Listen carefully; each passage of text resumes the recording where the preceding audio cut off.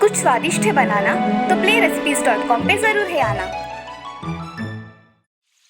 कानपुर नाम के गांव में एक रघु नाम का हलवाई रहता था। वो बहुत ही मेहनत करता था। उसकी की हुई मेहनत रंग भी लाया करती थी और उसकी बनाई सारी मिठाइयाँ लोगों को बहुत पसंद आती थी। उसके घर में उसकी पत्नी सीमा उसका काम में हाथ बटाया करती थी, जिससे उसका काम हल्का हो जाता था। सीमा और रघु का स्वभाव बहुत अच्छा था। वो गाँव वालों की हमेशा मदद किया करते थे। ये सब उस गाँव के हरिया को अच्छा नहीं लगता था। उसे बहुत जलन होती थी। ऐसे ही एक दिन, अरे रघु, आज मुझे कुछ पैसे दे दो ना। मुझे कुछ पैसों की मदद हो जाती तो बहुत अच्छा होता। तुम्हें पैसे किसके लिए चाहिए? जुआ खेलने के लिए? अरे नहीं नहीं, जरा मजबूरी थी इसीलिए चाहिए थे। अरे ऐसे जुआरी के लिए मेरे पास पैसे नहीं है जो घर वालों को बेच के खाए। चलो मैं चलता हूँ। ये सब सुन के हरिया बहुत ही आग बबूला हो जाता है। ये रघु खुद को बहुत अक्लमंद समझता है। इसकी अकल तो मैं ठिकाने लाऊंगा।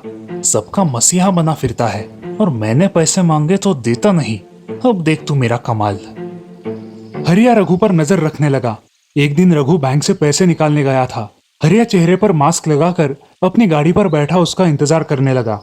जैसे ही रघु बैंक से बाहर आया, हरिया ने उसके हाथ से पैसों का बैग खींच लिया और उसे धक्का देकर वहां से रफा दफा हो गया। अरे पकड़ो पकड़ो, चोर मेरा बैग लेकर भाग रहा है, पकड़ो कोई उसे। अब सारे गांव वाले उस चोर के पीछे भागते हैं, मगर वो भाग जाता है और इधर रघु जमीन पर गिर जाता है। गांव वाले उसे उठाते हैं और उसे पानी देते हैं। अरे मेरा पैसों का भरा बैग लूट कर ले गया। अब रघु दुखी मन से अपने घर चला जाता है और अपनी पत्नी से सारी घटना बयां करता है। अब हम क्या करें? हमें कुछ ना कुछ तो करना ही होगा। हम चुप नहीं बैठ सकते। चलो आज ही पुलिस स्टेशन में जाकर रिपोर्ट दर्ज करवा के आते हैं। मैं भी आपके साथ आती हूँ, क्या पता कुछ हो जाए तो। ठीक है चलो। अब हरिया घर जाकर अपने कपड़े बदलकर उस बैग में देखता है। उस बैग में ढेर सारा पैसा होता है। वो पैसों की बैग अलमारी में छुपा कर रख देता है। अजी, इस बैग में क्या है? आपने बताया भी नहीं और अलमारी में रख दिया। अरे बाद में बताऊंगा। हमारे गांव में रघु हलवाई को किसी चोर ने लूट लिया। अब वो रघु पुलिस स्टेशन जाने वाला है। ऐसी सजा होनी चाहिए कि वो चोर भी अगली बार चोरी करने से डरे। चुप बैठ, जा अपना काम कर, निकल यहाँ से। अब हरिया गहरी सोच में डूब जाता है। क्या करूं? अगर ये रघु पुलिस के पास गया और उन्होंने मुझे पकड़ लिया तो मेरा भांडा फोड़ हो जाएगा। अब मैं क्या करूं? इस रघु का कुछ तो ठिकाना लगाना ही पड़ेगा। ऐसा कहकर वो मन ही मन में रघु को मारने की साजिश करता है और शाम को ही अपने गांव के बाहर जाकर खड़ा हो जाता है। जब रघु और उसकी पत्नी पुलिस स्टेशन जा रहे होते हैं, हरिया चेहरे पे कपड़ा बांधे हुए आता है और रघु और उसकी पत्नी सीमा को मार डालता है और चुपचाप वहां से निकल जाता है। यहाँ रघु और सीमा भूत बन जाते हैं। अरे क्या हुआ है आपको? आप ऐसे नीचे गिरे हो? अरे तुम भी तो जमीन पर पड़ी हुई हो। और हम दोनों को इतनी बेरहमी से किसने मारा होगा? मगर सोचने की बात है, हमने किसी का क्या बिगाड़ा था? हमें क्यों मार डाला? अब सारे गांव वाले उन दोनों की लाशों का अंतिम संस्कार करते हैं।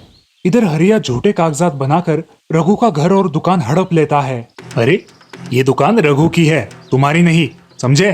चलो भागो यहाँ से।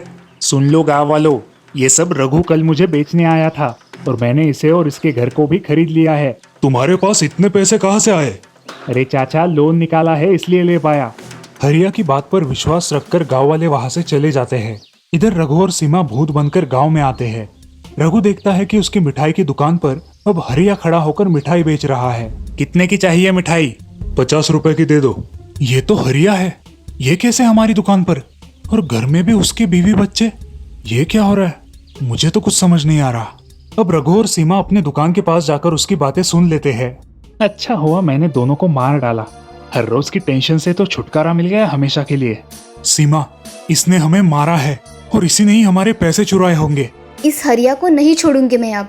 देखो कैसे मजा चखाती हूँ। पैसों के लिए मारा ना, अब पैसों से ही मरेगा।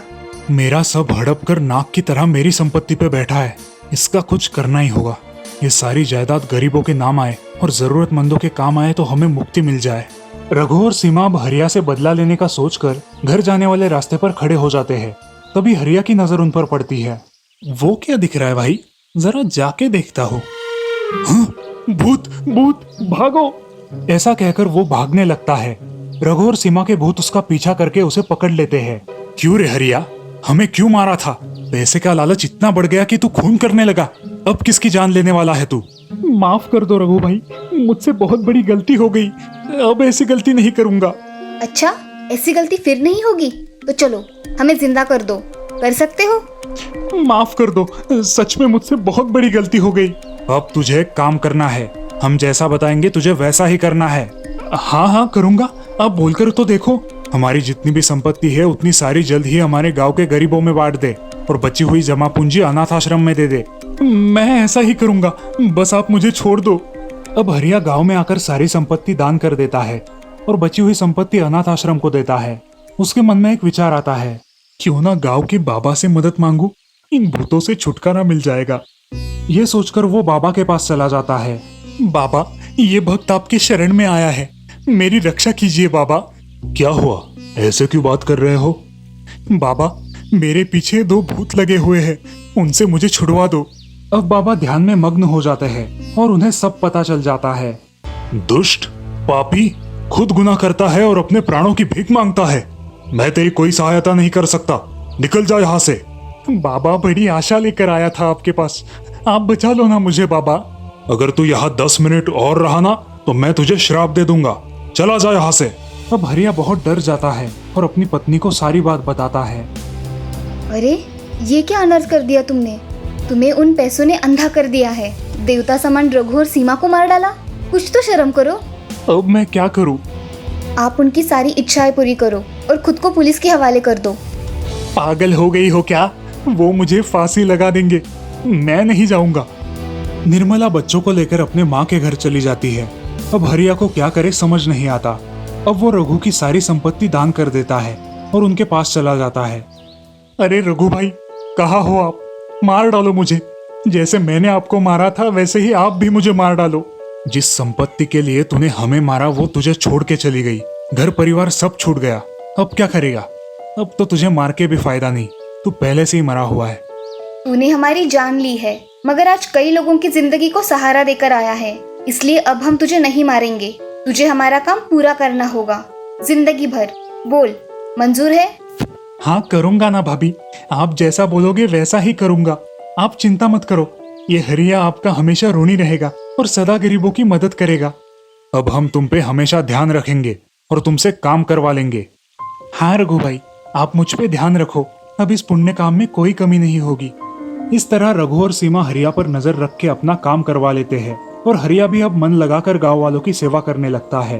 अब वो गांव बहुत खुश रहता है, मगर गांव वाले आज भी रघु और सीमा की यादें निकालते रहते हैं। इस कहानी से हमें ये सीख मिलती है कि कभी भी किसी का बुरा नहीं करना चाहिए, अच्छे कर्मों का फल अच्छा ही होता है। बहुत पुराने समय की बात है, आजमगढ़ नाम के एक गांव में फारूक नाम का एक आदमी अपने 3 बेटों के साथ रहता था।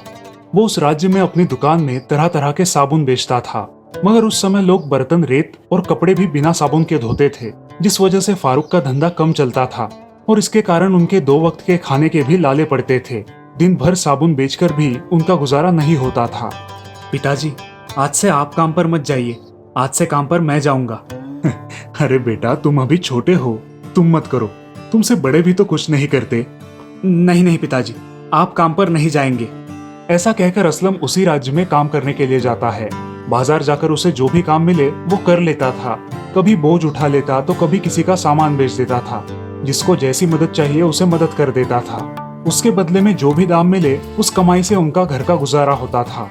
फारूक उसके बेटे को खुद के पैरों पर खड़ा देख बहुत खुश था। एक दिन असलम बाजार में काम कर रहा था, तभी वहां एक शाही फरमान आता है, सबने अपने सर झुका लिए जाए, राजकुमारी इस रास्ते से जा रही है, सब रास्ते के किनारे खड़े हो जाए। सारे लोग रास्ते के किनारे खड़े हो जाते हैं और राजकुमारी की पालकी वहां आती है।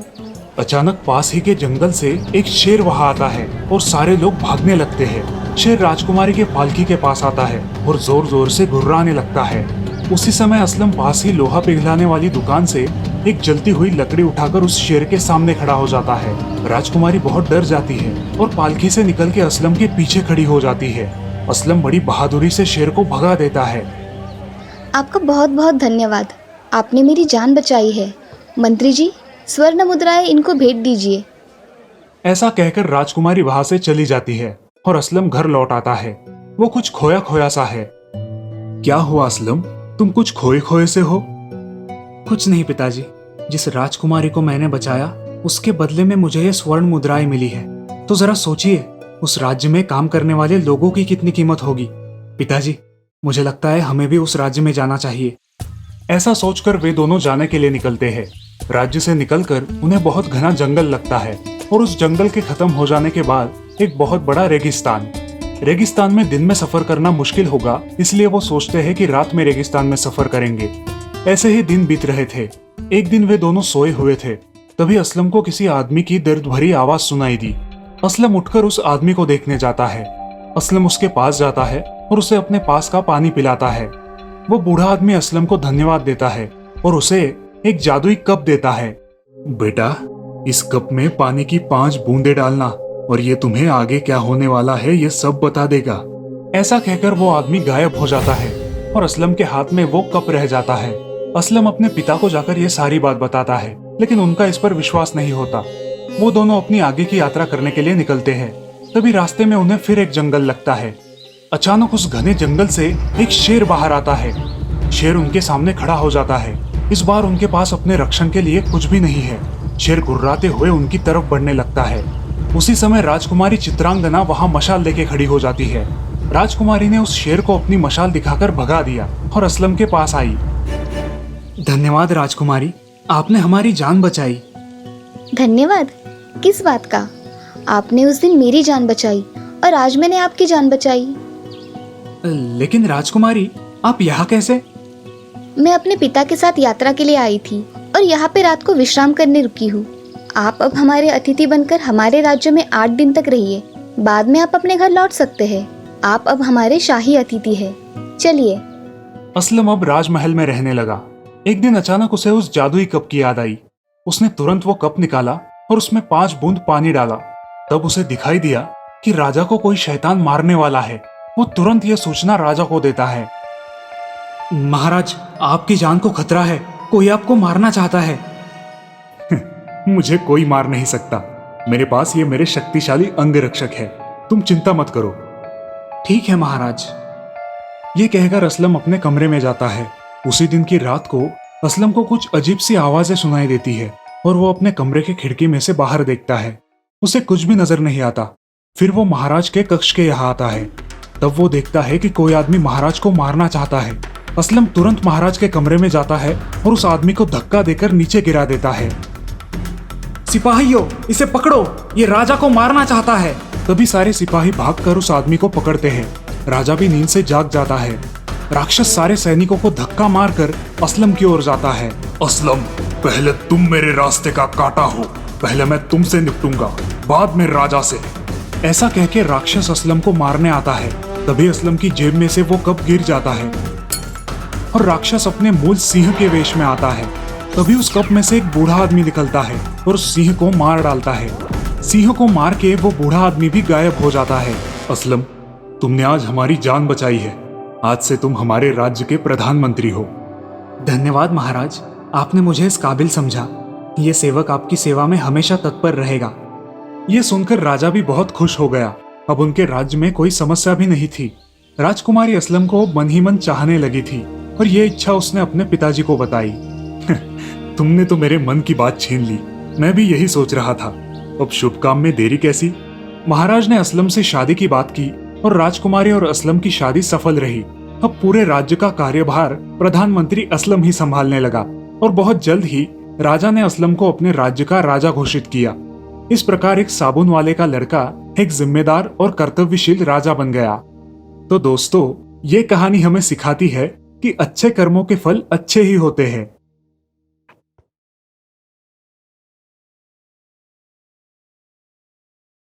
कुछ साल पहले रामपुर में हरिया अपने परिवार के साथ रहता था। वो अपना छोटा खेत बो के परिवार की परवरिश किया करता था। उसका छोटा भाई कृष्णा खेती के काम में उसकी कोई मदद नहीं करता, लेकिन कृष्णा एक बहुत ही अच्छा कारपेंटर था। कृष्णा, कृष्णा उठो भाई, सूरज सिर पे आया है। कुछ काम वाम नहीं करना तुम्हें? भैया, स्कूल शुरू होने में अभी 1 महीना बाकी है। क्यों परेशान कर रहे हो? सोने दो ना। मुखिया जी सुबह आके गए हैं, वो स्कूल के बेंचेस का काम कब तक होगा पूछ रहे थे। कह देना हो जाएगा, अभी बहुत टाइम है। ये कह के कृष्णा फिर मुंह पे चद्दर ओढ़ के सो जाता है। हरिया को समझ नहीं आ रहा आखिर इसे कैसे समझाए। इसी विचार में हरिया अपने खेत की तरफ निकल पड़ता है। जब वो गांव की नुक्कड़ पे पहुंचता है तब, अरे भाई सुना है मुखिया जी दूसरे गांव से मिस्त्री बुला रहे हैं। वो तो होने ही वाला था। कृष्णा के भरोसे बैठेंगे तो हो गया सत्यानाश। हाँ और नहीं तो क्या। हरिया भैया की विश्वसनीयता की वजह से मुखिया जी ने ये इतना अच्छा काम उस आलसी कृष्णा को दिया है। गांव वालों की बातें सुनकर हरिया परेशान हो जाता है, क्योंकि कृष्णा की गैर जिम्मेदारी की वजह से अच्छा खासा पैसे देने वाला काम खोने के लक्षण नजर आते हैं। क्या करूं इस लड़के का समझ नहीं आता। भगवान ने हुनर तो दिया है लेकिन इसका यह आलसीपन। हरिया थका हारा रात को घर लौटता है। उसकी बीवी उसे खाना परोसती है। बीवी से पता चलता है कि कृष्णा दोपहर 3 बजे उठा और बिना नहाए धोए दोस्तों से मिलने बाहर चला गया है। अच्छा, यानी आज भी स्कूल नहीं गया। इतना काम पड़ा है लेकिन इस लड़के के दिमाग में भूसा भरा है। और आज जाते समय रात के भोजन में केरी का अचार बनाने के लिए बोल के गए हैं। बीवी की बातें सुनते ही हरिया के दिमाग में एक कल्पना आती है। वो बीवी से नींबू मांग के लेता है और बाहर आंगन में जाके बैठ जाता है। भाभी जल्दी खाना परसो, बहुत भूख लगी है। और हाँ, कैरी का अचार भी देना। केरी का अचार बाहर आंगन में आपके भैया बना रहे हैं। कृष्णा बाहर आता है और हरिया को नींबू के बीज के साथ बैठा देख चकित होता है। भैया, ये नींबू के बीज के साथ क्यों बैठे हो? तुम्हारे लिए कैरी का अचार बना रहा हूँ। भैया आप ठीक तो है?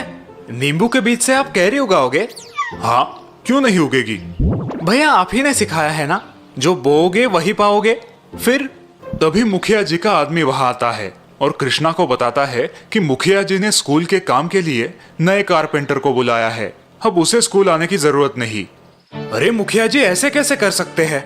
मेरे जैसा एक्सपर्ट कारपेंटर उन्हें आजू बाजू के 10 गांव में नहीं मिलेगा। वो आप उनसे जाके बोलिए, चलता हूँ। अच्छा खासा काम हाथ से जाने की वजह से कृष्णा बहुत दुखी होता है।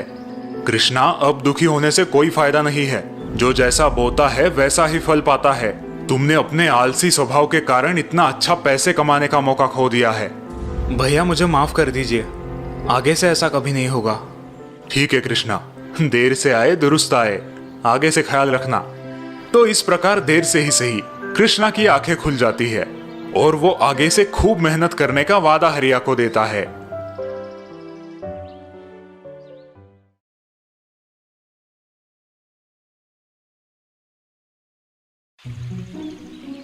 पवन एक मैकेनिक था जिसका गांव में एक गैरेज था। गांव के सभी लोग पवन के पास ही गाड़ियां बनाने आते थे। पवन पढ़ा लिखा नहीं था। बेटा मनीष, स्कूल जाओ, स्कूल का समय हो गया है। पवन अक्सर अपने बेटे मनीष को स्कूल जाने और पढ़ने लिखने के लिए कहा करता था, लेकिन मनीष पढ़ाई लिखाई में कमजोर था। मनीष बोलो, 4 पंचे कितना? वो मास्टर जी 16। वाह, 4 पंचे 16, बहुत अच्छे। अब हाथ आगे करो। मास्टर जी मनीष को छड़ी से मारा करते थे। अक्सर मनीष सालाना परीक्षा में फेल हो जाता था और फिर पवन उसे बैठकर समझाता था। बेटा देखो, मैं तो पढ़ नहीं पाया क्योंकि मेरे घर की हालत खराब थी, लेकिन मैं चाहता हूँ कि तुम पढ़ो लिखो, बहुत बड़े आदमी बनो और अपनी खुद की आलीशान गाड़ी में घूमो। पापा मैं बहुत मेहनत करता हूँ लेकिन मुझसे नहीं हो पाता। बेटा और मेहनत करो। साल बीते और मनीष उसी तरह परीक्षा में फेल होता गया। अब पवन ने मनीष से उम्मीद ही छोड़ दी थी कि वो कभी पढ़ पाएगा। बेटा मनीष, कल से गैरेज आया करो, कम से कम कुछ काम तो सीख लो। और अगले दिन से पवन अपने बेटे मनीष को गाड़ियां बनाना सिखाने लगा। मनीष को भी गाड़ियां बनाने का काम बहुत पसंद था। कुछ वर्ष बाद मनीष पवन से भी होशियार मैकेनिक बन गया और पवन बुढ़ापे के कारण बीमार हो गया। मेरी बड़ी ख्वाहिश थी कि तुम पढ़ो लिखो, बहुत बड़े इंसान बनो और अपनी खुद की आलीशान गाड़ी में घूमो। अब मैं पढ़ नहीं पाया तो क्या करे, लेकिन गाड़ी में जरूर घुमाऊंगा आपको, और वो भी खुद की गाड़ी में। उस दिन मनीष ने ठान लिया कि वो अपने पापा की इच्छा पूरी करेगा और खुद ही अपने लिए एक कार बनाएगा। उसने पूरी लगन के साथ अपना काम शुरू किया। लगभग 2 साल बाद मनीष की मेहनत रंग लाई और उसने खुद के लिए एक शानदार कार बनाई। देखो पापा, मैंने कहा था ना कि मैं आपको अपनी खुद की बनाई हुई कार में घुमाऊंगा। मुझे तुम पर बहुत गर्व है बेटा। चलो, तुम्हारी इस नई कार का उद्घाटन हम देवी माँ के दर्शन से करते हैं। दोनों बाप बेटे अपने लंबे सफर पर निकल पड़े। कई किलोमीटर चलने के बाद पवन के मन में एक ख्याल आया। अरे बेटा मनीष, कार में पर्याप्त डीजल तो है ना? हम काफी दूर आ चुके हैं, डीजल खत्म ना हो जाए। अरे पापा, उसकी कोई जरूरत नहीं। ऐसे कैसे? भला बिना तेल की कोई कार कैसे चलेगी? हाँ पापा, चल सकती है, ये बिल्कुल मुमकिन है। बेटा, मेरे इतने साल का तजुर्बा कहता है कि बिना तेल के कोई कार कभी नहीं चलेगी। पापा, आपको मेरी बात पे यकीन नहीं हो रहा ना? रुकिए, आपको अभी यकीन दिलाता हूँ। ऐसा कहकर मनीष ने तुरंत कार रोक दी। वे दोनों कार से बाहर आए। पवन कार की जांच करने लगा। तभी उसने पाया कि कार में ईंधन के लिए कोई टैंक मौजूद ही नहीं है। अरे, ये कैसे संभव है? इस कार में तो तेल की टंकी ही नहीं है। क्यों पापा, कहा था ना मैंने, इस कार में तेल की कोई जरूरत नहीं। ये कार सौर ऊर्जा से चलती है। ये बात सुनकर पवन हैरान रह जाता है। उसकी आंखों में खुशी के आंसू आते हैं। मनीष का पूरा बचपन उसकी आंखों के सामने आ जाता है। मुझे माफ कर दो बेटा, मैं गलत था। तुमने एक ऐसा आविष्कार किया है जो आज तक कोई पढ़ा लिखा नहीं कर सका। मुझे तुम पर नाज है। सच में तुम्हारी ये कार कोई मामूली कार नहीं है, ये एक जादुई कार है।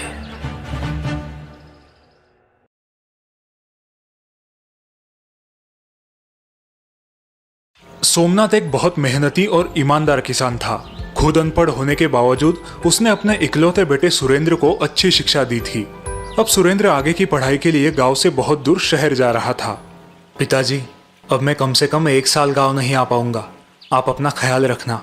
तुम मेरी चिंता मत करो बेटा, बस मन लगा के पढ़ाई करना। अब मेरी सारी आशाएं तुम्ही पर है। हाँ पिताजी, मैं आपको निराश नहीं करूंगा। दूसरे दिन सुबह होते ही सुरेंद्र शहर चला जाता है और सोमनाथ अपने खेतों में काम शुरू करता है। कुछ देर बाद गांव के साहूकार का चेला शंकर वहां टपकता है। और सोमनाथ भैया कैसे है? भगवान की कृपा है। बस मेरा सुरेंद्र अफसर बन जाए तो मैं आराम ही आराम करूंगा। वो तो आप अभी कर सकते हो। गांव के हीरामल साहूकार कब से आपकी जमीन खरीदना चाहते हैं, वो भी दुगने दाम में। नहीं शंकर, एक किसान के लिए उसकी जमीन माँ के समान होती है और माँ का भी कोई सौदा करता है भला। अब आपकी मर्जी, लेकिन इस साल बहुत भयंकर सूखा आने का अंदेशा है और अब तो सुरेंद्र भी नहीं है आपकी सहायता के लिए। देखते हैं। शंकर सोमनाथ को जमीन बेचने के लिए राजी नहीं कर पाता और वहां से निकल पड़ता है। ये बूढ़ा बहुत जिद्दी है, अब साहूकार मुझ पर नाराज होंगे। ऐसे ही महीनों बीत जाते हैं। सुरेंद्र और सोमनाथ एक दूसरे को चिट्ठियां लिखकर अपनी खुशहाली बताया करते थे। सोमनाथ, तुम्हारी चिट्ठी है भाई, सुरेंद्र ने भेजी। डाकिया जी, जरा ये चिट्ठी पढ़ के तो सुनाइए। डाकिया सोमनाथ को सुरेंद्र की चिट्ठी पढ़ के सुनाते हैं। चलो अच्छा है, सुरेंद्र की पढ़ाई ठीक चल रही है। हाँ, होनहार है तुम्हारा बेटा, जल्द ही तुम्हारे अच्छे दिन आएंगे सोमनाथ। हाँ, इसी उम्मीद में दिन काट रहा हूँ। बस हमेशा की तरह मेरी तरफ से 2 शब्द खुशहाली के उसे लिख दीजिए। हाँ क्यों नहीं, अभी लिख देता हूँ। जुलाई खत्म होके अगस्त शुरू हुआ था, लेकिन बारिश का कोई नामो निशान नहीं था। सारे गांव वाले चिंतित थे। अब एक ताजा खबर। सरकारी मौसम विभाग के अनुसार देश के हर राज्य में औसत 10% ही बारिश होने का अनुमान है। नागरिकों से निवेदन है कि उपलब्ध पानी का इस्तेमाल समझदारी से करें। लगता है इस साल फसल नहीं हो पाएगी। फिर से साहूकार से कर्जा उठाना पड़ेगा। हाँ भाई, जमीन भी गिरवी है, उसे तो अच्छा मौका ही मिल जाएगा गरीबों को लूटने का। और गांव के अधिकतम कुएं भी साहूकार के पास ही है गिरवी। सोमनाथ भी अपने घर में चिंतित बैठा है। लगता है शंकर की बात सच होने वाली है।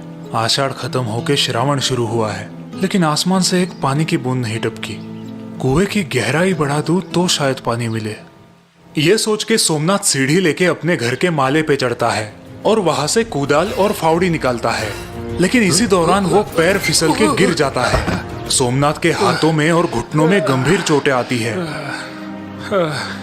हे भगवान, ये क्या हो गया? अब मैं कुआं कैसे खोदूं? अनाज कैसे बोऊं? घर पे आराम कर रहा सोमनाथ डाकिये की मदद से अपने बेटे सुरेंद्र को चिट्ठी लिखता है और यहाँ का सारा हाल बयां कर देता है। चलो भाई सोमनाथ, मैं निकलता हूँ, तुम अपना ख्याल रखना। डाकिया के जाने के बाद शंकर सोमनाथ के घर आता है। कैसी है तबीयत अब सोमनाथ भैया? भगवान की कृपा है, हड्डी नहीं टूटी, लेकिन दर्द से बेहाल हूँ। लेकिन अब तुम क्या करोगे? तुम्हारा बेटा तो यहाँ आने से रहा। मेरी मानो अपनी जमीन साहूकार को बेच दो और शहर अपने बेटे के पास चले जाओ, सुखी हो जाओगे। शायद तुम ठीक कह रहे हो। शंकर खुश होकर सोमनाथ के घर से बाहर निकलता है। चलो, आखिर ये जिद्दी बूढ़ा मान ही गया। यह शहर में सुरेंद्र अपनी परीक्षा की तैयारी कर रहा था, लेकिन वो पिताजी की चिट्ठी पढ़ के सोच में पड़ गया। बेटा सुरेंद्र, इस साल सूखे की वजह से शायद फसल ना हो पाए, लेकिन अगर तुम यहाँ होते तो मैं हमारा कुआं खोद के उसकी गहराई बढ़ा देता, थोड़ी बहुत सब्जियां बो लेता। अब सब राम भरोसे छोड़ रहा हूँ। पिताजी काफी बीमार है, ऊपर से ये सूखे का संकट, और मैं यहाँ फंस गया हूँ। कुछ तो करना पड़ेगा। कुछ दिन बाद डाकिया सुरेंद्र की चिट्ठी लेके आता है और सोमनाथ को पढ़ाता है।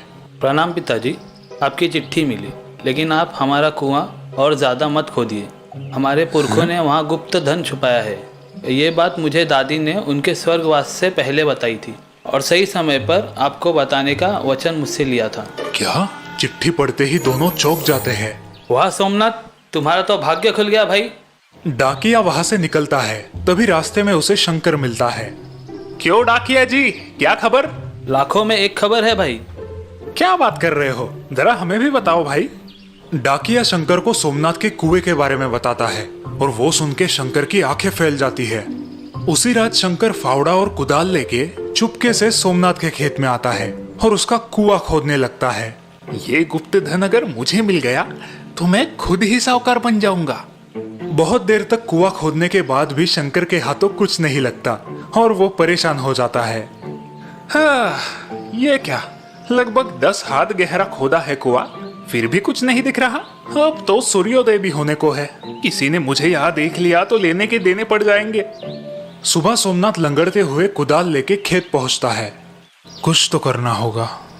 कुआं खोदने की थोड़ी थोड़ी कोशिश करता हूँ। सोमनाथ जैसे ही कुएं के पास आता है वो दंग रह जाता है।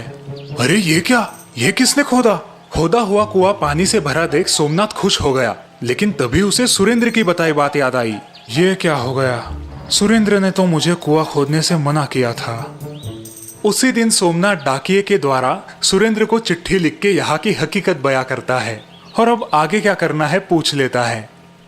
बेटा, यह चमत्कार हो गया है। तुमने मुझे कुआं खोदने से मना किया था, लेकिन एक रात किसी ने हमारा कुआं काफी गहराई तक खोद दिया और अब कुआं पानी से भर गया है। अब मैं क्या करूं? हाँ, मुझे पता था पिताजी। गांव में एक कान की खबर दूसरे कान तक पहुंचने में देर नहीं लगती। सुरेंद्र तुरंत सोमनाथ को जवाब लिखता है। पिताजी, अब आप मनचाही सब्जियां बोइए। इतनी दूर से मैं आपके लिए बस इतना ही कर सकता था। सुना तुमने तुम्हारे बेटे ने क्या लिखा है? मनचाही सब्जियां बो। वाह भाई वाह, उधर शहर में बैठ के यहाँ बाप के लिए कुआं खुदवाया, वो भी मुफ्त। बेटा हो तो ऐसा।